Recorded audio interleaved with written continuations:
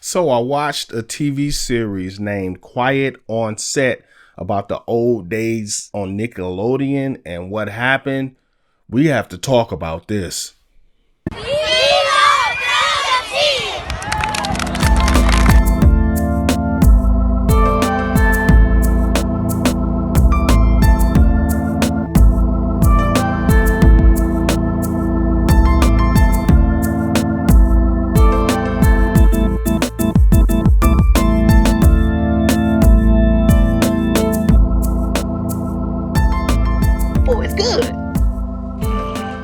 Terrible. I love Brotha T. How you doing? This is Terry Guy Wilson, aka yo boy Brotha T, here with another one. So I'd like to thank you and welcome to the New Life Tree, where we like to give you little pine cones of wisdom for your motivation and mental health. If you don't know what that is, stick around, stay on the channel, you'll get it. Remember, I don't know everything, but I might know a lot of things. The lie detector determined that was a lie.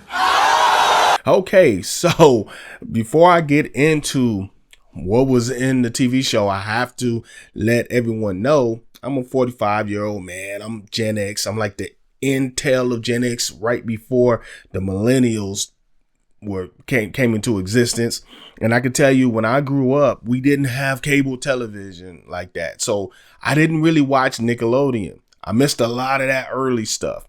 And as I got older, I got a little too older. When I did get cable, I still didn't watch it. So a lot of things I was unaware of watching this TV show. I do remember certain stars, though. I remember some of the TV shows as I was getting a little bit older that came about because of that channel. So I do remember the era. I do remember some of the shows. I do remember some of the stars. Now, for you that do remember, you're going to be more familiar with some of the stuff than I am. I was quite surprised. I was taken aback and I was disgusted by a lot of things I seen on this show. I'm going to send a little PSA out to a lot of the parents out there. Watch your kids, watch them. And when I say watch them, because you don't know who's around you. You don't know who's lurking. You don't know who's doing slick stuff. Man, watch your kids and make sure you communicate with them. Let them tell you what's going on in their lives. Make it an open door so they're comfortable to tell you anything that's out of place or if anybody's acting weird. And to the kids out there, if you end up watching this and you're between a certain age, between 15 and, well, you get what I'm saying. If you're a kid and you just happen to see this video for whatever reason, don't be afraid to tell your parents when something's out of the ordinary. If somebody tries to hurt you or do anything that they're not supposed to do around you or to you, make sure you let somebody know right away. So let's get into it. So what was the TV series about? It was about the early days of Nickelodeon, the early days up until a certain time, and it revolved around a man named Dan Schneider who ran a lot of the shows. He was the showrunner for a lot of shows. If you don't know what a showrunner is, think about a director. They're like the director of a TV show, basically. So he directed a lot of TV shows. He was the person in charge. Now, a lot of humor. I'm going by the TV series. Remember, I didn't watch it in real time, so I had to see this stuff on the outskirts. But they had a lot of sexual innuendo and a lot of the humor that they had on there. And most of the people point to him as being the source of this brash humor, this slightly covert sexual humor with these teenagers, these preteens, some of them. And honestly, his behavior, if it's to be believed, everything that's on the TV series is deplorable. There was a story where he hired two women writers and then he made them split a salary. I remember speaking to the line producer, and she said that I was going to have to split a salary with a writer that I did not know. So they were getting two for the price of one. They were going to hire two women and have them share a salary. Which is insane. I don't know how he got away with that. if it's true, but it's insane. So he hired 2 women writers, gave them the salary of one writer, and made them split it. That in itself is insane. And then he had them, or he would urge them to do sexual things around him in the office, not to him necessarily, as far as I can tell from the series, but around him, like, you know, sexual jokes and things like that, and just inappropriate behavior, things that we would consider sexual harassment in the workplace today and these days. So they told the story of Amanda Bynes, who I remember the person, and I remember some of the things that happened to her after she was on that channel, but I had no clue that those things were happening, you know, around them and to them.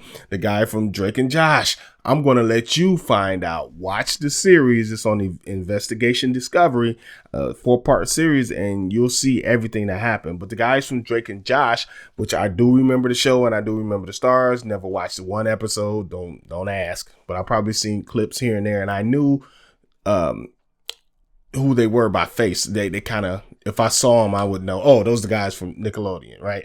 As well as Kenan and Kel, you know, mainly because they did other things after that I recognize, right? So I do recognize a lot of those people. And some things happened to the guy Drake Bell, I think his name is, from Drake and Josh. And I'm just not going to get into those. You're going to have to watch the show. Now, let's get into Dan Schneider, because, you know, when these type of allegations happen, they always go to the other person and they get the other side. I am going to show his apology. I'm going to give a disclaimer. We're going to play it in just a second. I'm going to tell you that I have yet to see this apology. So I'm going to watch it with you for the first time, and we'll talk about it right after. When I watched the show, I could see the hurt in some people's eyes, and it made me feel awful. Working for Dan was like being in an abusive relationship. I wish I could go back and never, ever feel like it was okay to be an I did not hire Brian Peck.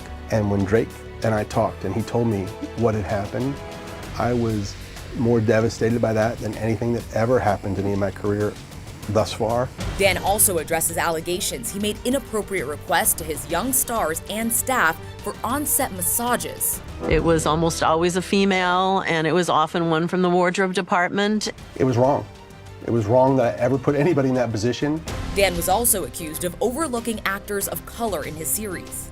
Diversity has always been very important to me in my shows. All right, so I'm going to hand out just a small little bitty, itty bitty piece of credit to Dan Sanders for at least addressing the issues and saying the word apology at least.